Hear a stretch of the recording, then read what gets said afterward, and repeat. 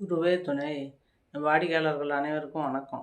இன்றைக்கி நம்ம எதை பற்றி பார்க்க போகிறோம்னா, நம்ம 12ஆம் அதிபதியை பற்றி பார்க்க போகிறோம். 12ஆம் இடமும் 12ஆம் அதிபதியும் எதை குறிக்கும் அப்படிங்கிறத பற்றி இப்போ நம்ம பார்க்க போகிறோம். 12ஆம் இடம் அப்படிங்கிறது வந்து விரயஸ்தானம்னு சொல்கிறது. விரயஸ்தானம் அப்படின்னா நம்ம செய்யும் செலவுகளை சொல்லும். செலவு பண்ணி நம்ம விரயம் பண்ணி அதாவது வேஸ்ட்டு செலவு பண்ணுவோமா அல்லது உருப்படியான செலவு பண்ணுவோமா அப்படிங்கிறத பற்றி பார்க்க போகிறோம். அந்த செலவு வந்து 12ஆம் இடத்துல ஒரு பாவகிரகம் இருந்து அதனுடைய திசை நடத்துச்சுன்னா, நம்ம செய்கிற செலவெல்லாம் வந்து கடன் வாங்கி, ஏன்னா 6ஆம் இடமும் 12ஆம் இடமும் தொடர்பு கொள்ளும்.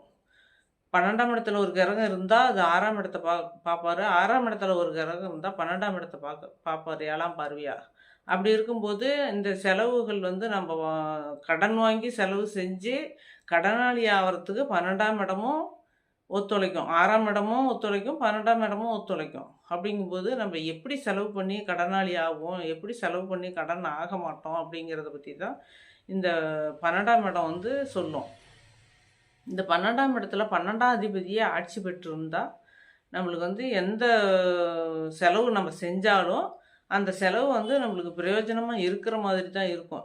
ஏன்னா அவர் பாவகிரகமாக இருந்தாலும், சுபகிரகமாக இருந்தாலும் 12ஆம் அதிபதி நம்மளுக்கு வந்து அதிகப்படியான கடனை வாங்கி செலவு பண்ணி செலவு பண்ண மாட்டோம். செலவுனா என்னென்ன செலவு? யார்கிட்டயாவது பணத்த குடுத்து விரயம் பண்ணுவோம். விட்டுருவோம். பணத்த குடுத்தா அது போயிடும். இல்ல ஏதாவது ஹாஸ்பிட்டல் செலவு பெரிய செலவா வந்து கடன் வாங்கி செலவு பண்ணி நம்ம வந்து இதனால கடன் நம்ம மீள முடியாத கடன் வாங்குவோம். ஏன்னா 12ஆம் இடம் அப்படிங்கிறது நம்ம இறுதியினுடைய காலத்தையும் சொல்லும். ஏன்னா க இறுதியா வந்து 12ஆம் இடம் தான் இறுதி காலம்.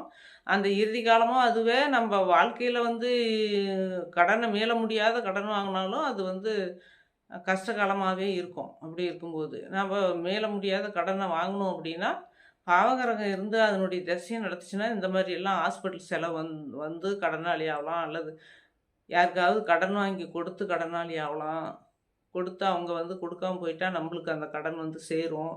அல்லது ஏதாவது திருட்டு போகலாம் நம்ம வீட்ல இருந்து. இந்த மாரி எல்லாம் வந்து இந்த 12ஆம் இடம் வந்து கொடுக்கும். அந்த 12ஆம் அதிபதி வந்து எங்க இருந்தா எப்படி அ கொடுக்குங்கிறத பத்தி தான் இப்ப நம்ம பார்க்க போறோம். கீழ லிங்க் குடுத்துருக்குறோம். அது வீடியோல பாருங்க. 12ஆம் அதிபதி எங்க இருந்தா என்ன பலன்கிறதும் தெரியும். அதே 12ஆம் அதிபதி ஒவ்வொரு லக்னங்களுக்கும் 12ஆம் அதிபதி யாருங்கிறதும் குடுத்துருப்பேன். பாருங்க. வாழ்த்துக்கள். சப்ஸ்கிரைப்